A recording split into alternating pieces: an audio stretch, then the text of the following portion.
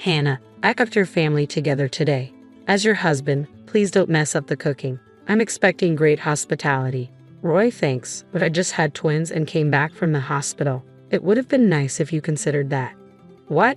Talking back to me, it doesn't matter that you just had babies. Having kids is what a wife should do. Don't use giving birth as an excuse. Just cook quietly. 1 week after leaving the hospital with the twins, Roy invited 15 family members to his parents' house to celebrate. I should be happy, but it seems he wants to take advantage of me after giving birth. I was really tired of my husband's behavior. I wanted to throw my phone at him, but I didn't want to ruin everything. So I calmly said, I'll start preparing everything now, but I'll need your parents' help. Getting help from my parents? Not possible. They're working in another country. Yes, as my husband mentioned, his parents couldn't come to today's family event because they're abroad. He seemed to think less of me, but he didn't know everything. I was already planning my revenge. After a quick chuckle, I went outside and returned to my in-laws' house in 5 minutes. Roy was surprised and asked, Hannah, who are these people? I don't know them. Why are you bringing strangers here? It was no wonder he was shocked. These two weren't family, but they were related to him. Let me introduce Ben and Claire. They're helping with today's preparations. You must be Roy. We've been looking forward to meeting you. We know a lot about you. Looking forward to meeting me. But both Ben and Claire seemed serious, despite being polite. They gave my husband icy stares. Confused, Roy whispered to me, Come here for a moment, Hannah. He took me to a quiet place, looking confused. He demanded, What are you doing? It's crazy to invite strangers without asking me.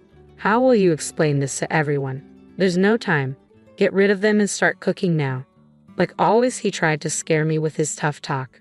But today, I wasn't going to let him win. I stared back at him, sure of myself. No need to worry. Everything's set. Actually, I'm planning to confront you with your mistress's parents here. What? My mistress's parents? Them? Roy, you said they were strangers, outsiders, but that's because you didn't know. I do. I kept calm, just telling the truth. Roy was shocked and then got angry. What you mean by my mistress's parents? I haven't cheated, and why are you acting like this? Are you disrespecting me? He got louder and raised his fist. It was so loud that the family might hear. It was clear he wasn't calm. What's happening, Roy? I heard shouting. Is everything okay? Oh, it's nothing, just a little argument with the wife. She's stressed because of the babies, he said, forcing a smile and hinting for me to leave. What a weak man. I followed his orders for so long, but not anymore. I went back to the living room where everyone was. After a big breath, I started my comeback. Here we go. Roy, you'll regret this. Everyone, thanks for coming today. I have something to say. I'm divorcing Roy. The happy mood disappeared in a flash. What? People were confused in my in-laws' house. But I kept smiling. You've all been fooled by Roy. He's not the good guy you think. He's a coward who bullies his wife secretly. He looks good outside, so you didn't notice. I found out just a year ago. People whispered, but Roy's uncle stood up. What's happening, Hannah? Divorcing right after having babies? And it's hard to believe Roy would trick us. He even said he was cooking for you today. I'm sorry for surprising you, but I'm just telling the truth. When I got pregnant, Roy changed. He made me work hard even though I was pregnant. Even today, he wanted me to cook. He's always lying. I looked at Roy. He looked blank. It seemed like he was trying to hide his true self. But I knew what he was thinking. Don't say too much. You know what will happen later, his face seemed to say, even though he looked angry but blank. But I kept talking. Roy kept telling me that it's normal for a wife to get pregnant and have babies. I work and provide for you, he'd say. He used these words to treat me badly. He never showed this side of him before we got married. His parents and our relatives looked surprised, but they knew I wasn't joking. So confusion spread. Then Roy stepped forward. He took a deep breath and forced a smile. It seems there's a misunderstanding. I'm not perfect. Maybe I've been too harsh to my wife. But I've taken care of her a lot. Unfortunately, she only remembers the bad things, and what she's saying isn't true. Maybe she's not thinking clearly after having the babies. I wish I could have supported her better as a husband. As Roy gave a sad smile, the relatives felt sorry for him. He's so good at looking good, I thought, but not anymore. You're really good at winning people over. No wonder you're important at your dad's company, someone said. Hannah, I know you're upset, but it's not right to confuse everyone like this. Let's talk calmly later. Roy held my hand gently, trying to stop me, but I looked at a corner, signaling what to do next. The couple stood up. No need for that. Look at these photos, they said. What? You're still here. And what are those photos? They showed the relatives some pictures. The relatives were surprised to see these strangers but still looked at the photos. Suddenly, they gasped in horror. Hey Roy, what's going on? Explain this so I understand. Let me see those photos, I said, taking the photos from his uncle. Roy was silent, looking shocked. The photos showed his cheating, something he never wanted anyone to know. These photos prove Roy's been cheating on me. I knew about his affairs before I went to the hospital and gathered evidence. But I couldn't investigate much while pregnant, so I asked his mistress's parents for help. I'm Ben, and this is my wife Claire. We're sorry to disrupt the gathering, but we had to clear our daughter's name. Hannah, our daughter Rachel, worked with Roy. She got the job after a lot of effort and was excited to go to work every day. But Roy hurt her deeply, Ben said, his voice filled with emotion. Claire choked up and Ben put his hand on her shoulder, leering at my husband. Rachel told us she met a great guy. She was born when my wife was 40, so you can imagine how happy we were. But to Roy, Rachel was just a fling. He lied about being single and fooled her even though she was much younger. When Rachel found out he was married, she got really depressed. We'll never forgive Roy. A silence filled the room. The relatives looked at the photos again and then turned to my husband. Their trust in him seemed to vanish. Hold on, are you all believing these old folks? Photos can be faked. They might just want money. We were surprised they're here too, but would they really lie at a family gathering? I can't believe this, my husband said. But if you're innocent, stay calm. And calling them old?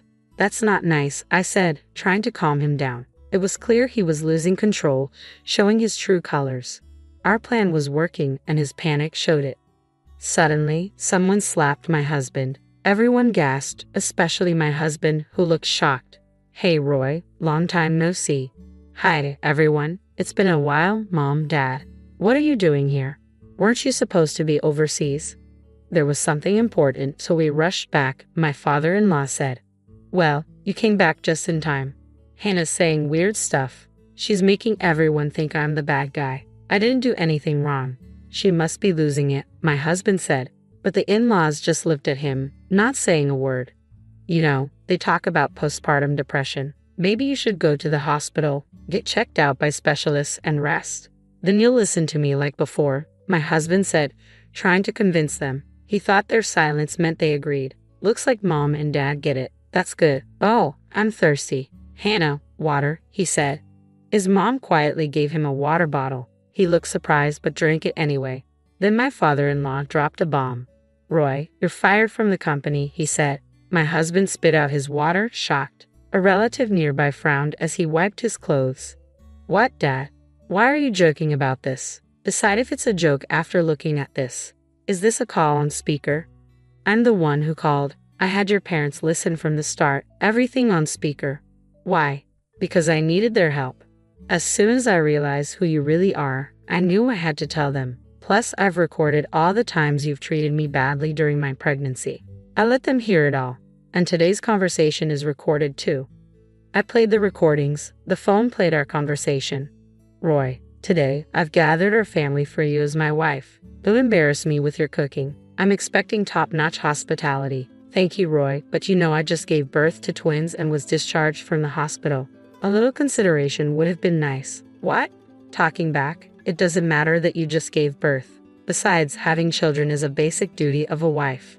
Don't use postpartum as an excuse. Just cook quietly. When my husband insulted me, I really wanted to throw my phone at him. But I stopped myself because it would ruin everything. The reason I endured his insults was because I was recording them. I made sure the recording was on when I called my parents from my in-laws' house. You were recording, Hannah. Why were you sneaking around? Roy asked. I don't want to hear about sneaking around from someone who bullies his wife and cheats. And if I didn't do this, Roy would try to deny everything. I replied, Roy, we know everything. We came back secretly today. We listened to your statements on speakerphone and confirmed your true nature. My parents said, we didn't doubt you, Hannah, but as parents, we wanted to believe in Roy. And this is what happened. Now, it's your turn to explain. Why did you cheat, Hannah? when Roy was supporting you so well? As my father-in-law spoke, my husband seemed to lose his confidence. Working at his father-in-law's company, he saw him as an authority figure. He must have realized his father-in-law wouldn't accept any excuses. He started to speak hesitantly. I only got married to make you happy. Honestly, I never really wanted to get married. But I knew you were worried about my future. I thought marrying someone like Hannah would ease your concerns, he confessed. The in-laws and other relatives frowned and looked at him coldly. Feeling the tension, he quickly pleaded, "Please don't fire me. I'm an important asset to the company, right? If I'm fired, it'll cause chaos. I'll change, I promise. Please reconsider." As soon as he finished begging, there was a loud thud in the room. His father had slammed his fist down on the nearby table. "You scoundrel. After getting Hannah pregnant, you dared to play with the emotions of an innocent girl, pretending to be single. How dare you? Your presence only brings chaos to the company. I can't trust you to run it. I'm deeply disappointed in you. You act selfishly without caring about others' feelings. That's not how I raised you. Do you understand?" My father-in-law's voice was filled with anger and disappointment. "And you married just for appearances? How disgraceful. Don't think you can easily regain our trust. I'm cutting ties with you. Don't show your face here again." "What? But I've worked so hard. Are you serious?" My husband looked more hopeless than I'd ever seen him. I knew he'd put a lot of effort into the company. It was understandable for him to be shocked that it all amounted to nothing. But it was his own fault. He tried to play the victim, but he was the one who caused all of this. As he hung his head, I gave him a cold look and he immediately knelt before me. "Hannah, please talk to your parents too. If I lose my job, it'll be hard for both of us, right? I'll really change. Please help me, Hannah. We're still married." How convenient for you to play the husband card now. As I've already told everyone, I'm divorcing you. No matter how much you apologize, I can't forgive you. And they feel the same way, I said, looking at my parents. They nodded in agreement. He bit his lip and turned to them. "I'm really sorry for hurting your daughter. I'll apologize as many times as it takes." He kept apologizing, but they didn't agree. No matter what he said, we wouldn't forgive him right now. He was still hiding something terrible while saying sorry. He was still trying to trick us. "It's too bad, Roy. You're still pretending. If you'd been honest, things might have been different. But like I've said, we know everything now. There's no going back," I said, smirking. He looked at me, stunned. "Pretending? How can you say I'm not sincere?" "On what basis?" he asked, confused. "You embezzled company funds, didn't you? And then you used that money to hire thugs to threaten Rachel to keep her quiet about your true self. You wanted to silence her, right?" I accused. "You're crazy. I would never do something like that without proof. Making such wild accusations without evidence, that's absurd," he protested. "Your parents have been investigating and have proof. That's why they're here. I've also talked to Rachel herself. I even have the voice recorder she had. Should I play it now? It clearly records you threatening her," I said. He paled and nervously glanced at his parents-in-law. Their stares were icy. "Roy, stop fighting a losing battle. The truth will come out soon. This alone is enough for you to be fired," they said. Cheating is one thing, but embezzlement and blackmail change everything. I didn't know the extent of it all. "Roy, you always underestimated me. You thought I was useless. But with everyone's help, we've come this far. And I'll protect our baby. I won't let you manipulate me anymore," I declared. I made my final statement. "Listen carefully. I'm divorcing you. No amount of apology will change that. You'll also be paying child support. We'll seek damages from Roy too. Rachel's lost time can't be undone, so at least be sincere in compensating her." Wait. I don't have that kind of money. Can someone please help me?" Roy pleaded. He looked around, but received only cold stares. Slowly, one by one, the relatives began to leave, ignoring him completely. In just one day, he lost everything.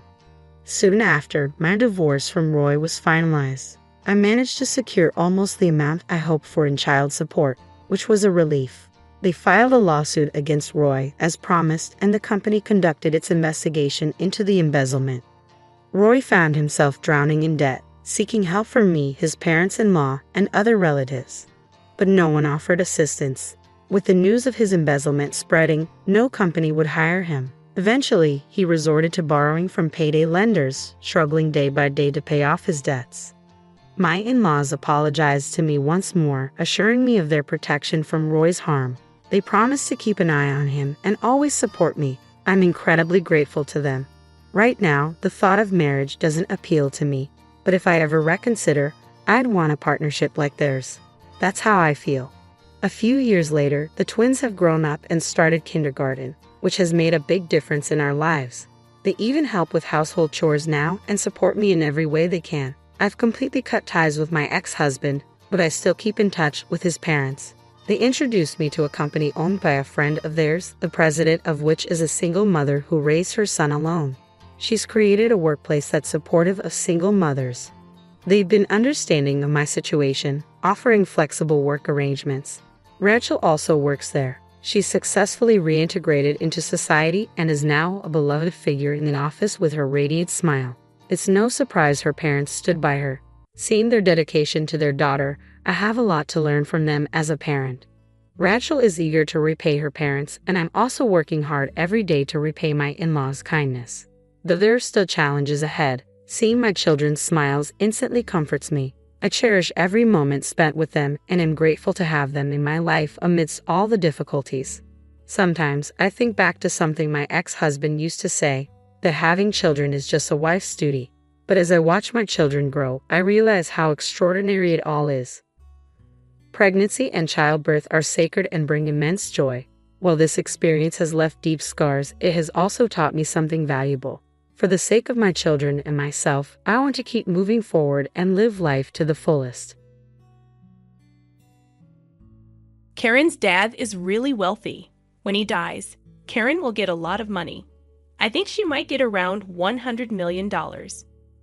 Isn't that amazing? I'm so excited. When Karen gets her money, I hope she'll take me on a vacation. That would be so nice. Maybe I'll even ask her to buy me a car. James, what about you? I've always dreamed of getting a really fancy gaming computer. I wonder if Karen would buy me one. As they chatted excitedly, they didn't notice the look on my face. On the other side of the door, I held onto my purse tightly. My name is Karen. I met my husband James at a social club for people who work. We became friends quickly because we both liked the same things. We were happy together every day. One day, I got a surprising call from my mom. She said, "Karen, your dad has collapsed." What?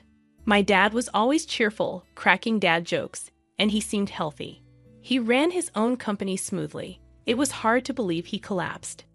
Worried about him, I left home right away and took the next train to the hospital my mom mentioned. My dad was incredibly kind.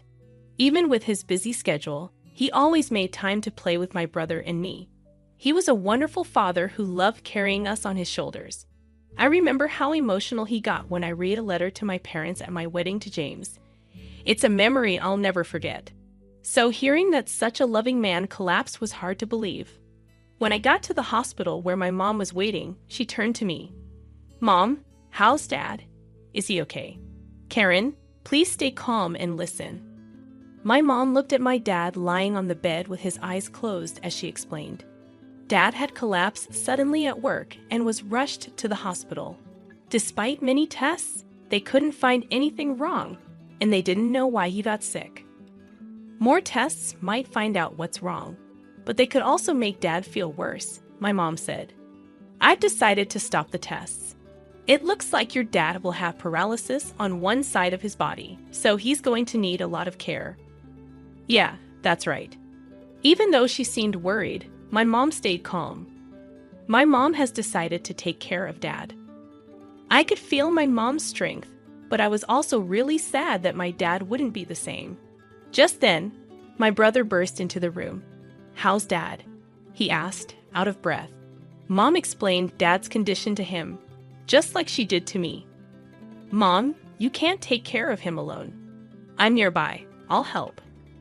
"Thank you, but focus on your own life. You have your own family to take care of." My brother agreed, saying, "I understand." My brother got married before me and now has a 4-year-old daughter. I'm the one with more free time since I don't have kids yet, but it takes me an hour by train to get home. Even though I'm far away and it'll take time, I won't leave everything to you and Mom. If anything changes with Dad, tell me right away." "Karen, did you tell John you're here?" my brother suddenly asked, reminding me that I had left the house without letting John know. Seeing my worried expression, my brother said, "You should call him. John must be worried." So I hurried out of the hospital room to find a quiet spot to call him. When John answered, he asked, "Karen, where are you?" I was so worried. Hearing John's voice calmed me, but I couldn't hold back my tears as I explained that my dad had collapsed and needed care. John was shocked. "Your lively dad." But he spoke gently to comfort me. I felt grateful to have married him. When I told him I was coming home, he said softly, "I'll make dinner. Just be careful on your way home." It seemed Dad would stay in the hospital tonight. My mom and brother were also heading home, so I decided to go home too. When I got home, John had prepared my favorite meal. It must have been tough. "Have something you love to cheer up," he said, pulling out a chair for me. His kindness brought tears to my eyes. John usually stays calm, but he's incredibly caring when I'm feeling down, which always touches me. After thanking him for his comfort, I went to bed early that day. The next morning, feeling a bit better, I told John that I wanted to help take care of my dad sometimes, and he agreed happily. Also, it turned out that John had informed his parents about my dad's condition, and they offered to help with chores while I was away. I was surprised and grateful to receive such support from John's family to assist with my dad's care. When I called to thank them, John's mom chuckled and said, "Your dad is like family to us. You don't need to worry about a thing." When John's parents arrived at our house with smiles on their faces, asking how they could help with chores, I was surprised. They, like John, are usually calm and composed. Before I got married, I thought they were a bit distant, but maybe I misunderstood them. I kept thanking my husband James and my in-laws for their support and for taking care of my dad. My dad used to talk a lot, but after the paralysis on his left side, he couldn't speak well. Luckily, he could still write since he was right-handed. He communicated with us by writing on a whiteboard. Even though he was mostly in bed, he lifted our spirits by drawing funny pictures and writing dad jokes. My brother also came to help, but it was mostly my sister-in-law who assisted. With her experience as a caregiver, she patiently taught my mom and me how to help Dad. We were worried that my sister-in-law might not want to take care of Dad since he's not her blood relative, but she didn't mind at all. She happily said, "Your dad has made me laugh so much. Now it's my turn to make him smile." Seeing her enthusiasm made me realize that my brother had married an amazing person. My brother may have a great spouse, but I'm not falling behind when it comes to having an amazing one myself. My whole in-law family supports me in taking care of my dad. Every time I go to help him, they ask how he's doing, and I'm really thankful for their care. But then I realized it might all be a misunderstanding, just by chance. One day, I left the house to go see my dad, but when I got to the station, I realized I forgot my wallet. Feeling annoyed with myself, I went back home. Usually, when I went to help my dad, my in-laws would pitch in with chores, so I thought they'd find it funny that I forgot my wallet. I went inside, got my wallet from my room, and went back to the front door. That's when I overheard a conversation between James and my in-laws in the living room. "So, Karen's dad isn't going to pass away anytime soon, huh? I'm getting tired of waiting." I couldn't believe what I was hearing. I stopped in my tracks, wondering if I misheard. Quietly, I tiptoed closer to the living room door and pressed my ear against it, listening carefully. "Anyway, how much do you think Karen will inherit when her dad passes away? It doesn't make sense for us to be nice to her unless we get a big share. Her dad is really rich. She's probably going to get more than 100 million, right?" Wow, that's amazing. I can't wait. When her dad passes, I hope Karen takes me on a vacation. That'd be nice. Maybe I'll ask her to buy me a car. "James, what do you want?" Their conversation filled the room with excitement. On my side of the door, they probably had no clue about the expression on my face. I gripped my wallet tightly, feeling a mix of anger, frustration, and sadness. Careful not to make a sound, I quietly left the house, my mind swirling with emotions. I headed straight to my parents' place. If I thought my in-laws were being unusually kind, now I realized it was all for the sake of money. My dad's inheritance was significant, but I couldn't bear the thought that my in-laws were eagerly waiting for his demise. Unable to clear my mind, I sat on a bench at the local station near my parents' house. The echoes of James and his family's laughter replayed in my head. I can't forgive them. Never. They're all foolish, just laughing away.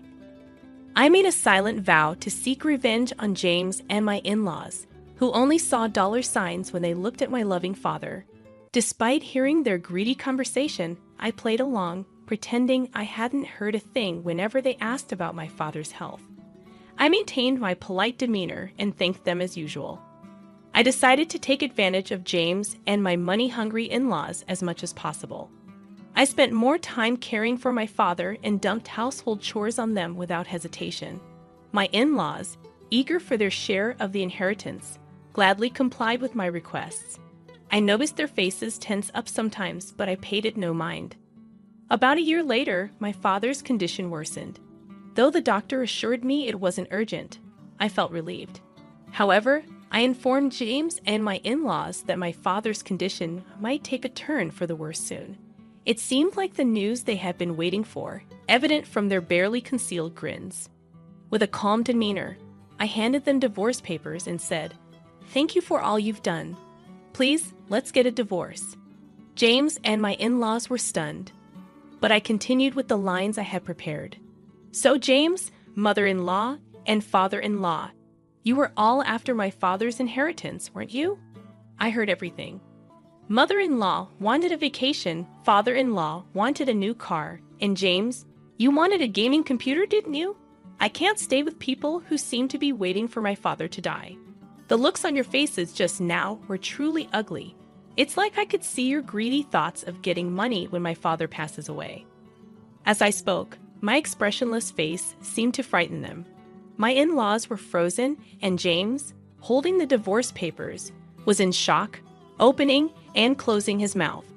I had no reason to stay in that house anymore. "You can send the divorce papers by mail, but if you don't, I'll get a lawyer. Please do it within a week," I told James before getting up. I grabbed the luggage I had prepared earlier and left our home. During the train ride back to my parents' house, I felt the gentle sway of the seat. When I arrived, my parents were there waiting for me. Since I had already told my mom about what happened, she hugged me tightly and said, "You did the right thing." It was the first time I cried in my mom's arms like that since I became an adult. The next day, James and my in-laws came to my parents' house. I decided to stay hidden and see what would happen. When my mom opened the door, James and my in-laws were kneeling outside. "We're here to apologize to Karen. There seems to have been a misunderstanding. Please, let us apologize properly," they pleaded. "Misunderstanding? My daughter overheard your conversation. It seems you've been eyeing my husband's inheritance. I don't want to have anything to do with people like that." My mom sharply dismissed them. James persisted, pleading to see me again. "I can't let you see her because she doesn't want to. What she wants isn't your apologies, but for you to fill out the divorce papers. Have you done it? Hand them over quickly," my mom insisted. "Please just give me one more chance," James begged, but then the sound of a cane tapping caught everyone's attention from deep within the house. We all turned to see my father, leaning on his cane with the help of my sister-in-law. James looked shocked to see my father in person for the first time. With a whiteboard in his hand, my father had a message for James. It read, "I won't let my daughter stay with someone who can't make her happy. Divorce her immediately as she wishes." The message, written strongly, seemed to hit James and my in-laws harder than anyone else's words. They finally realized there was no point in arguing further. Slowly, James and my in-laws stood up. "I filled out the divorce papers. Here they are," James said, handing the papers to my mother. He promised to let me know once he filed them with the city hall. And then my mother sent him and my in-laws away. Emerging from my hiding spot, I said, "Thank you, Mom and Dad." My mother smiled gently while my father chuckled and wrote a message on the whiteboard. A father's duty is to protect his daughter until the end. Seeing those words, I couldn't help but cry. Despite his paralysis, my father remained the same kind and caring person. I had initially thought he had changed, but he proved me wrong. He was still the dependable father who always put me first. "Dad, I hope you live a long time," I told him tearfully, and he responded with a grin. Since then, James has returned to his parents' house and seems to be living quietly. As for me, I've adjusted to taking care of my father while managing work. It's a busy life. But remembering how my father always made time for us when we were young, my brother and I never feel burdened by caring for him. Despite being half bedridden and losing weight, my father's laughter and love for dad jokes remain unchanged. My sister-in-law also finds joy in caring for him, and we're able to lead a peaceful life together. My name is Mary. I turned 35 this year on a warm summer day when birds were chirping happily. One day, I was asked to go to the president's office. The president is actually my mom. I'd accidentally called her mom instead of boss because I was surprised. She seemed annoyed by the heat and didn't even look at me when she spoke. She said she's giving the company to my sister and firing me. It was hard to believe what I heard because the sun was so bright. I probably looked really shocked. My mom, looking frustrated, finally looked at me and repeated that I'm fired because she doesn't want me around since I'm not as attractive as my sister. She said I had to leave by the end of the month. Then she went back to her work as if our conversation was over. I felt confused and hurt as I sat there, listening to the birds outside. My mom even scolded me for still being there and told me to go back to work. I walked away from the office feeling like a robot, saying excuse me as I left and closing the door behind me. Our company is pretty small, just a 2-story building, and we're in the demolition business with about 10 people working here. It's a family business, with my mom as the president, my aunt and her husband as the top managers, and my mom's cousins as other important managers, but my mom always had the most control. After I finished high school, I got a job at an accounting firm. But when I turned 25, my mom said we needed an accountant at our family business. She basically guilted me into joining, saying I shouldn't abandon my family. And when I started, I didn't just do accounting work. My mom gave me all sorts of jobs, from paperwork to sales, whenever we were short-staffed. Basically, I did a bit of everything at the company. Even though the work was tough, I tried my best not to be a burden to anyone. I worked long hours and somehow managed to keep up with everything for the past 10 years. On the other hand, my sister Lucy, who was supposed to take over the company, is 3 years younger than me at 32, and she only started working here 2 years ago. Lucy had been jumping from one job to another, always saying they weren't right for her. When she turned 30, she stopped looking for work and spent her days relaxing at home. Then, my mom decided Lucy should work at our family business and made her an executive director. Even though I've been working at the company for 10 years, I'm still just a regular employee. Everyone noticed how differently my sister and I were treated, but I wasn't surprised. My mom has always liked Lucy more, even when we were kids. She gave Lucy all the nice clothes and toys she wanted and always said how cute she was. But I got hand-me-downs and wasn't paid much attention to. As a child, I didn't understand why my mom treated us differently. I worked hard in school and helped out at home, hoping to get her attention. But even when I got top grades, she barely noticed. At one point, I even thought about getting plastic surgery because I believed that if I looked prettier, my mom would pay more attention to me. But my aunt, who is my mom's sister, saw me feeling this way and explained why my mom ignored me so much. When I was in high school, I was told that my dad had died.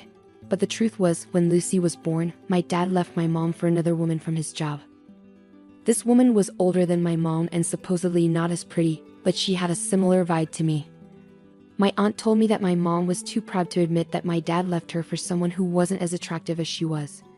She seemed kind of satisfied telling me this, like she enjoyed seeing my mom in a tough spot. My aunt wasn't particularly stunning herself. She took more after our side of the family, but she was good at her job and often used her charm to get ahead. My mom took over the family business when she was 32, after my dad left. She used her looks to attract and keep lots of clients, which really helped the business grow. Plus, there was a lot of demand for demolition work at that time because many buildings needed tearing down. So my aunt's family and my cousins couldn't really stand up to my mom. Lately, the cost of getting rid of industrial waste and moving it around has gone up, and it's been hard to balance how much it costs to demolish buildings with what we actually make. Our company isn't the only one struggling, the whole industry is having a tough time. It's been a challenge just to pay our employees every month. And now, my younger sister has joined the company as an executive director, adding to the mix. I wondered how my mom planned to pay my sister's salary, but she just said, "We'll cut your pay to cover hers. We're family, so it's natural, right?" I pointed out that even if they cut my pay, it wouldn't be enough to give my sister the salary of an executive director. But my mom didn't care. She told me it was my problem to figure out. I timidly suggested that maybe my sister should start as a regular employee. My mom gave me a harsh look and scolded me, saying, "Who do you think you're talking to?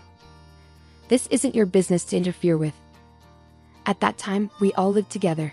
My sister didn't contribute anything to the household, while I paid $1,500 each month to help out. I've been helping around the house since I was young to support my busy mom, but my sister never did anything, acting like it was normal. "Hey sis, is dinner ready yet?" Lucy would ask when I was working late. When I told her to make her own food because I was busy, she'd say, "But I don't know what to cook. You're the one who knows the kitchen best, right?" I don't want to get in trouble for using it without asking like last time. She never bothered to try cooking. Instead, she used that past argument as an excuse to avoid doing anything around the house. So, I often had to rush home to cook dinner before going back to work. My mom usually didn't cook either. Even when I made meals, she often eat out, choosing whatever she wanted. Lately though, she was going out to eat with Lucy more, so I didn't have to cook as often. But now, we were spending more money on entertainment, which was causing new problems. My mom, who was now 63, was starting to complain more about feeling sore and the effects of drinking too much. It was around this time that I was called into the CEO's office and told, "I'm giving the company to Lucy. You, who aren't as pretty, are fired." I could understand why my mom chose Lucy to take over the company, considering her past behavior. Lucy was 32, the same age my mom was when she became the CEO. Maybe my mom thought Lucy could use her looks to get things done, just like she did. But I couldn't accept being fired because of how I look. Even if my salary went to Lucy, it didn't seem fair. When I talked to my aunt about it, she already knew Lucy was going to be the CEO, but she didn't know I was getting fired. After thinking about it, my aunt said, "I'm not sure, but it seems like Lucy doesn't like that whenever she says she'll do something at the company. Everyone says it's okay because they know Mary will help. Maybe that's part of the reason." No, it's because everyone stopped asking Lucy for help since she always does a messy job, right? Lucy was really bad at her job. She often missed deadlines, messed up phone calls, and made lots of mistakes in her work. Even though she had some experience, she didn't seem to realize how bad she was. Maybe because people always overlooked her mistakes because she was pretty, she never thought about improving. My aunt agreed, saying, "That's true. But I think Lucy sees you as a bother." She added sadly, "But I never imagined they'd fire you. Without you, the company won't be able to work properly." She seemed worried, but didn't argue with my mom because she knew she wouldn't win. I felt disgusted knowing my aunt was related to me by blood. "So basically, both my mom and sister hate me, right?" I said bitterly. My aunt didn't know what to say, so she suggested, "Well, your mom is terrible, but maybe you'd be better off working somewhere else with all your skills. It's a waste to stay here." Standing in the car, bathed in the red glow of the summer evening, I stared into the distance and felt a sense of relief. Maybe it was okay to let go. I turned to my aunt and said, "You're right," with a big smile on my face. It was the first time I'd smiled genuinely since I started working at the company. My aunt looked a bit confused by my smile, but she returned a sad smile. As I worked on handing over documents and organizing files so that anyone could understand them, the end of the month came quickly. When I went to the CEO's office to resign on time, the sound of birds was gone, and my mom and sister were happily chatting. "That sales guy definitely has a crush on you." "You, that bald guy?" "No way." They laughed loudly, not realizing I was there. When I cleared my throat, they finally noticed me. My sister looked at me curiously and said, "What's up?" "We don't need dinner tonight. I'm quitting today." "Thanks for everything," I told them. "Oh, was it today?" "I forgot." My sister laughed again. I felt relieved knowing I wouldn't have to see them anymore. I'm moving out too, so take care, my mom replied mechanically with no emotion. I closed the door, and from inside, I heard my sister say, "Now we won't have to deal with that annoying face anymore." In my heart, I whispered, "Just you wait," and left the company I'd been at for so long. A week later, after finishing some paperwork for school, I checked my phone and saw 14 missed calls from my mom in just 2 hours. I didn't call her back because I had a bad feeling about it. I put my phone on silent and went home after finishing my other tasks. The missed calls from my mom kept piling up, and when I checked the next morning, there were a total of 80 missed calls. The last one was after 2 a.m. But I didn't even consider calling her back. She was like a stranger to me now, and I didn't want to hear her voice at all. I even had thoughts that if I heard her voice, I might end up doing what she wanted. After all, she had controlled me for 35 years. So I ignored her calls with all my strength, trying to break free from her influence. I could have blocked her number, but I thought keeping the calls might be evidence of her behavior if something happened. At first, getting almost 100 calls a day was tough, and I hated seeing them come in. But over time, I started feeling satisfied, imagining my mom's frustration with each unanswered call. It made me realize just how badly she had treated me. The year went by like this, and eventually the calls from my mom stopped. I had no idea what was going on with her. During this time, I worked part-time while studying online to become a tax professional, and I passed all the exams. I recently got a job at a top tax consulting firm. My experience in the very tasks I did at my mom's company helped me see the bigger picture, which was a big advantage in my new job. I was grateful for all the hard work I'd done at my old company over the past 10 years, especially now. The people at my new job are great, and we all work together well. It's a big change from my old job. When I was left to figure things out on my own, pushed around by my mom and sister, I spent countless nights researching and working alone. One day, while I was leading a fulfilling life, I had to visit a client near my mom's company. As I passed by, I noticed the windows were dirty and the plants I used to care for were withered. On my way back, I bumped into my mom coming out of her company. When she saw me, she shouted, "Ah," and rushed towards me. Expecting her to scold me, I instinctively covered my face with my bag. But to my surprise, she spoke to me in a sweet tone, asking where I'd been and if I changed my phone. It seemed like she hadn't even considered that I might not want to talk to her because I disliked her. Given everything she'd done to me, I couldn't help but wonder about her thought process.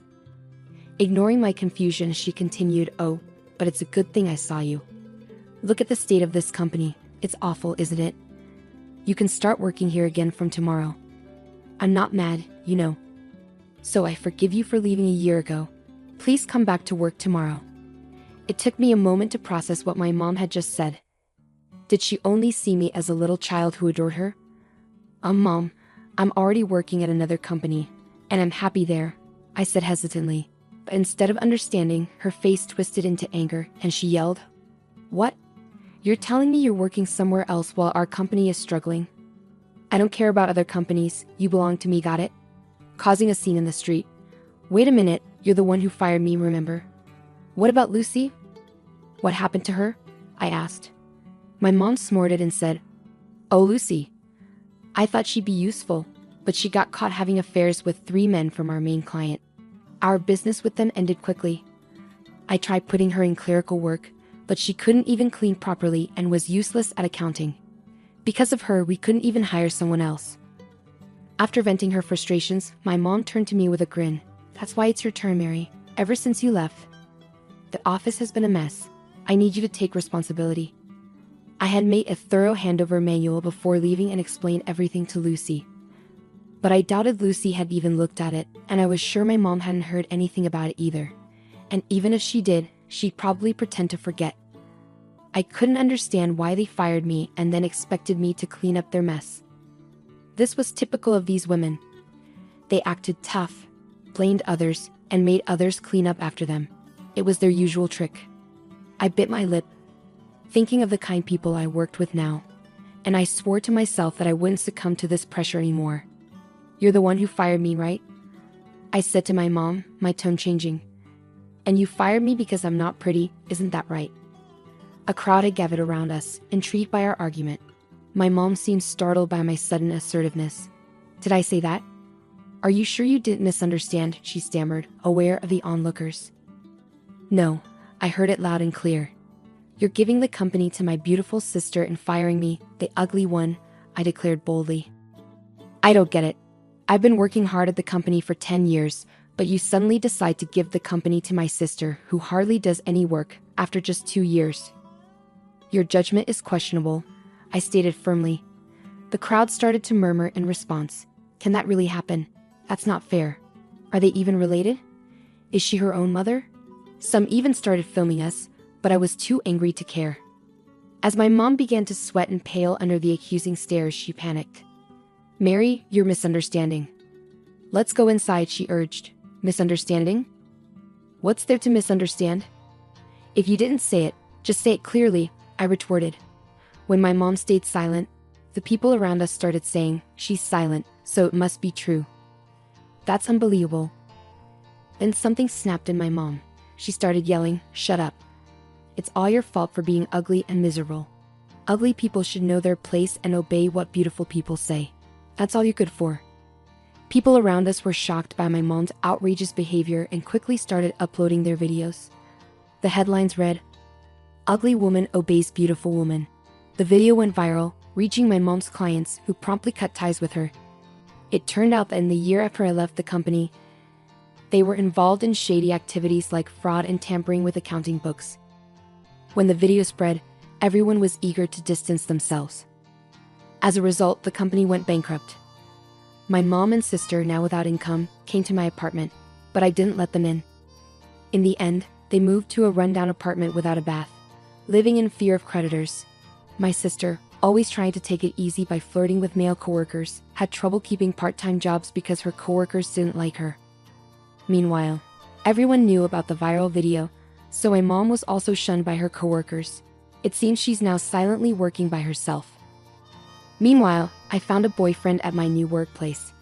He's not conventionally handsome, but he appreciates my hard work and sincerity. We're planning to get married soon.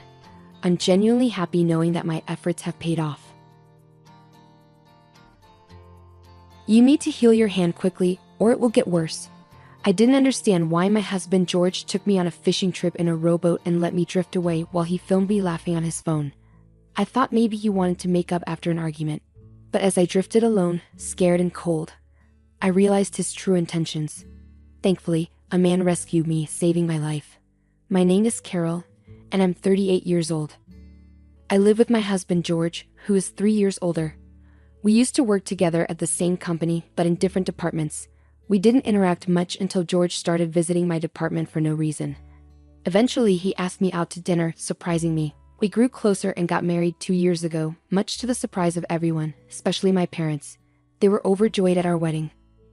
After living with my parents, George and I decided to get our own place, not too far from my parents' house. I'm home. Welcome back. Dinner is ready.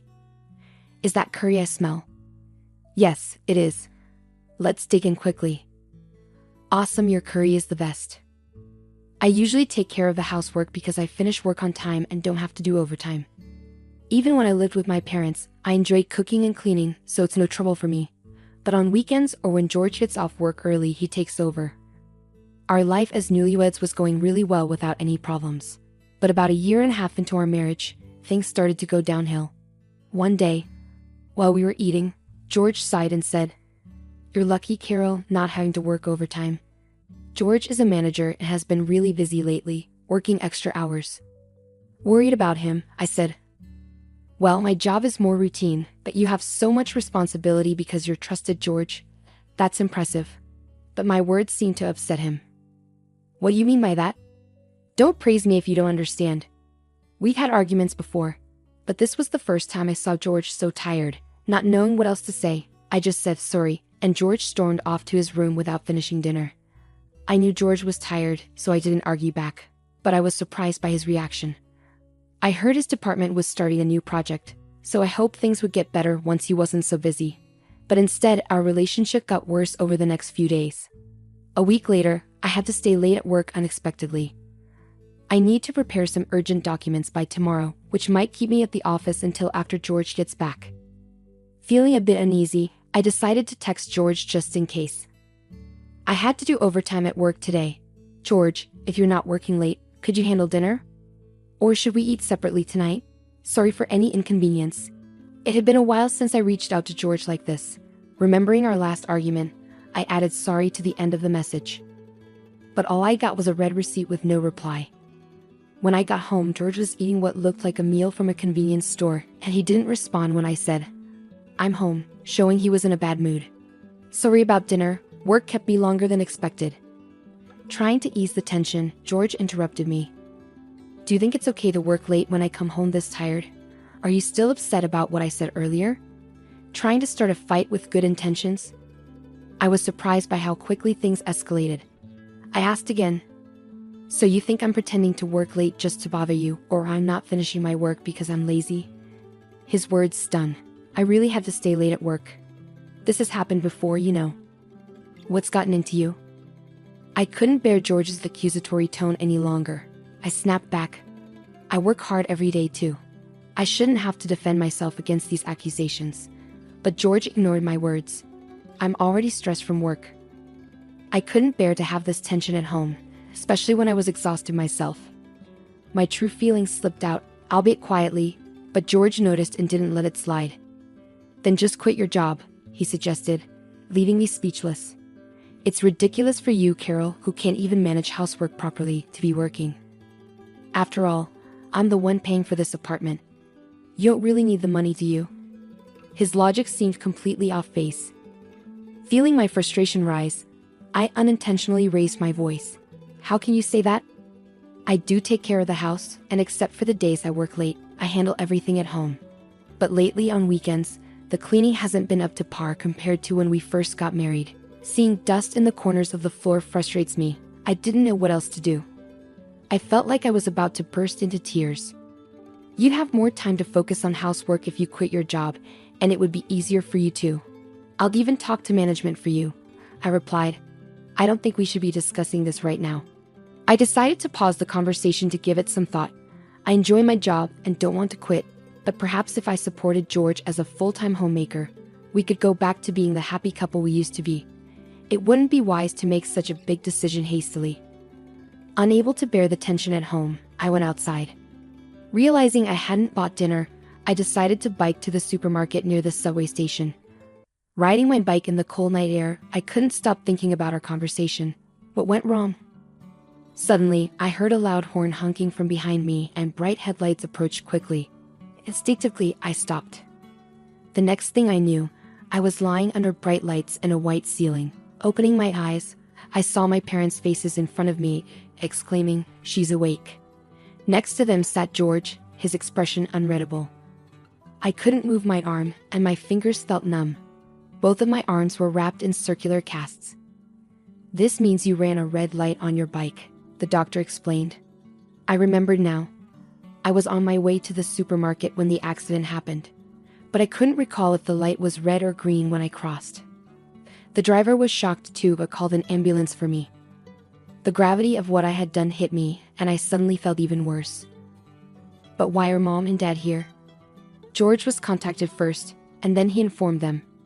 George gave a forced smile to my parents. Understandably, after what had happened, it was awkward for me too. "I'm really glad George was there for you," my parents thanked George, who responded with a polite, "No problem," but his forced smile didn't seem sincere.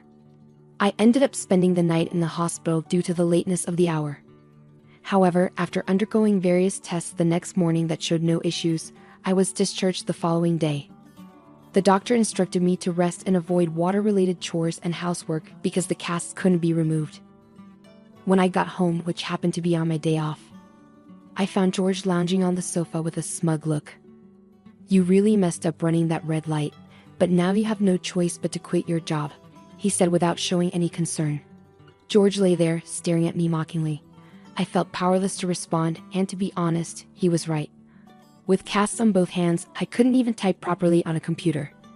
Faced with the decision of taking a long break or quitting altogether, I chose to resign, thinking it might improve my relationship with George. But leaving my job didn't magically fix things between us. Instead, it seemed to make him even more dissatisfied. He'd come home just to criticize me, using it as an outlet for his frustrations. During one of my worst days, George surprisingly suggested, "Why don't we go out together? It's been a while." I was suspicious of his sudden change in behavior, but George seemed to be in a good mood that day, and his overtime seemed to be decreasing. Maybe he was finally feeling less stressed. Perhaps today we could finally patch things up. Feeling more hopeful than I had in a long time, I joined George on an outing. We went to the beach, a place we used to visit together. Here, you can fish in a rowboat, George suggested, pointing to the safe fishing area where beginners could easily fish from rowboats. This spot held special memories for me. Although I had only been here a few times, it was meaningful because George had helped me overcome my fear of the sea by teaching me how to fish. I still remembered the fun times we had here. It's not scary, it's nostalgic, I said to George, who simply replied, yeah. Having a normal conversation without any snark or arguments felt incredibly refreshing and genuinely joyful after so long. After renting a boat, we successfully got on board. Here, Carol, George said, offering his hand to help me aboard, just like old times. I carefully grasped his hand to get into the boat, being extra cautious since I couldn't use my hands to stabilize myself. Sitting down, I was reminded of our dates before we got married, which made me happy. Now we can finally get back to how we were, I thought, hoping this outing could mend our relationship. I looked at George, who then flashed a mischievous grin and kicked the boat off. "Huh!" I exclaimed, but my voice was drowned out by the sound of the kick. With a sudden jolt, the boat shot out to sea, quickly drifting away from the dock where George stood. Even though I wasn't rowing, George took out his phone and filmed me, laughing and taunting, "You better heal that hand fast, or it's going to be bad." In that moment, I realized I had been tricked. I blamed myself. I had thought that if George's workload decreased and I did the housework perfectly, we could reconcile. But I was wrong. This was George's true nature. Realizing this, I felt frustrated, ashamed, and sad, and tears started flowing. Sniffling and breathing in the sea breeze, I felt the fear of being alone at sea overwhelm me. I just wanted to go home. As I sat there, eyes closed, trying to push through the fear, a man's voice startled me. "Are you okay? You're about to drift out of the safe area, and are those casts on your arms?" There was a man, likely a father, and a boy who looked a lot like him, but when our eyes met, the man exclaimed, "Oh, aren't you Carol?" with a gentle voice. I remembered him. He was Matt, George's colleague who had come to our wedding. That meant the boy next to him must be his son, Mark, who had grown a lot since our wedding. I didn't notice. "What happened to you in that state? Weren't you in a bicycle accident?" Matt asked, clearly confused. "Yes, I was, and now I'm stuck here, unable to row. All because George put me on this boat," I explained. Matt seemed taken aback, understandably so. Being put on a boat by one's husband and left adrift at sea sounded like something out of a drama. "Let's call for help," Matt said, raising his voice and calling out to the boat rental staff. Thanks to him, I was saved, while Mark played on the beach. Through tears, I told Matt everything about George, how he had treated me, and how I ended up adrift at sea today.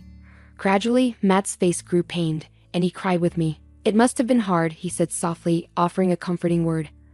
I nodded, tears streaming down my face once again. Then Matt made a suggestion. "I've been having my own thoughts about George recently. Would you let me handle it?" After our conversation, Matt drove me home in his car. During the ride, Mark talked a lot, providing me with a genuinely enjoyable time for the first time in a while. I dreaded coming home, but it was unavoidable. With trepidation, I opened the front door to find George lounging carelessly in the living room. He smirked at me and said, "Wow, you're back. Always lucky with survival, huh?" Unable to find the energy to respond, I ignored him and went straight to my room to get ready for bed. The next morning, I didn't make breakfast for George and stayed in my room. With my hands in this condition, I couldn't cook properly anyway.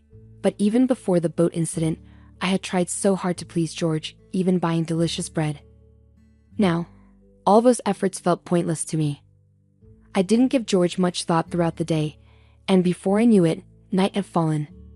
The sound of the front door opening signaled an unusually early return for George. He barged into my room and started yelling abruptly, "Hey. It was you, wasn't it?" Confused, I asked what he meant. George's voice grew louder as he accused me. "Don't play dumb with me. You're the one who told my company. What's going on?" I remained unfazed by his words, replying, "I don't know what you're talking about, but whatever trouble you're having at work doesn't involve me anymore. After all, I'm not even working there anymore." I waved off George's accusations, feeling no need to cater to him anymore. Frustrated, George stormed out of the house. The real shock came 3 days later when George, who hadn't returned home during that time, walked through the front door looking as pale as a ghost. "Carol, what should I do?" he muttered, looking lifeless as he shuffled into the room where I was relaxing. "What happened?" I asked. "I've been fired from my job," he said. "Oh, really?" I replied indifferently, watching as George collapsed to the floor. I had finally made it to manager. Despite his despair, I felt no sympathy for George because I knew this was coming. This was what Matt had hinted at when he said, "Leave it to me," during our conversation by the sea. According to Matt, George's behavior at work had taken a turn for the worse recently.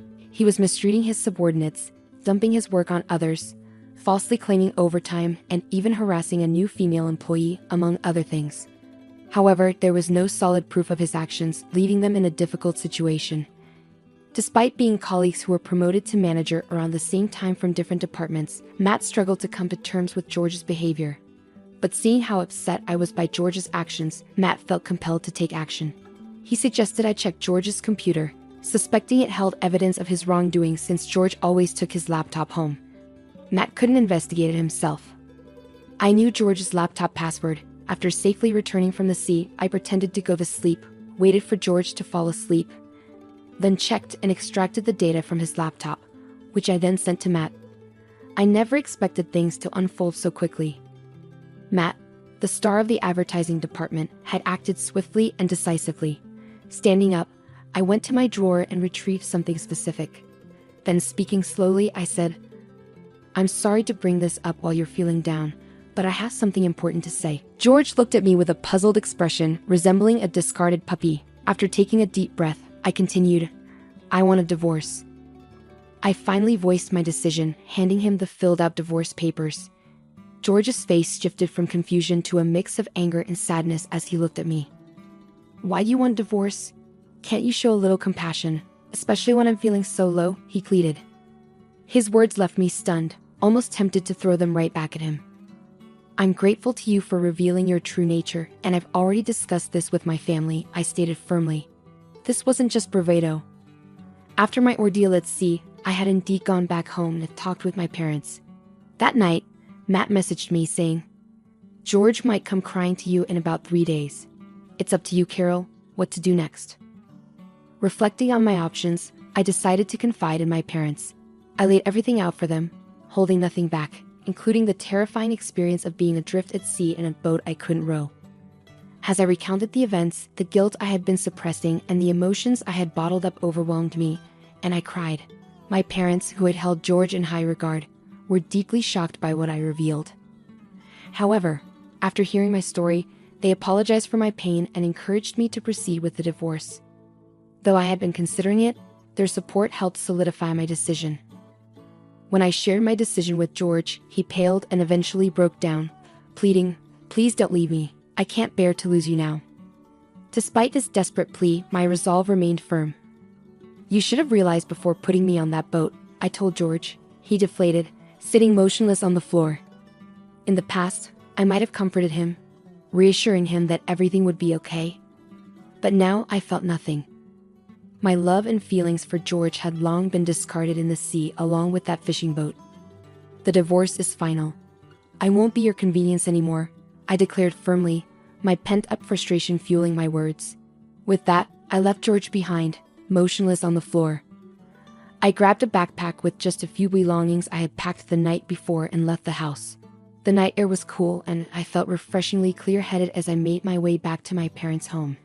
Despite George's continued pleas to stay together, I proceeded with the divorce through a lawyer recommended by my father. In just a few days, George lost everything, sinking into depression and eventually returning to his parents' house, where even his mother seemed to have lost patience with him. His mother was entirely on my side, repeatedly apologizing for her son's foolishness. I didn't have much affection for George, but I had a soft spot for his mother, which made the situation unfortunate.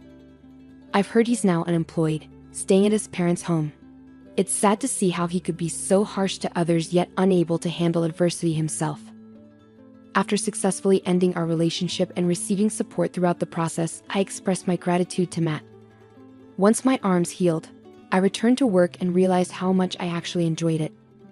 I used to spend each day accommodating George, but now I cherish doing what I love, immersing myself in my work and feeling fulfilled every day. I'm eager to start anew, valuing myself and navigating life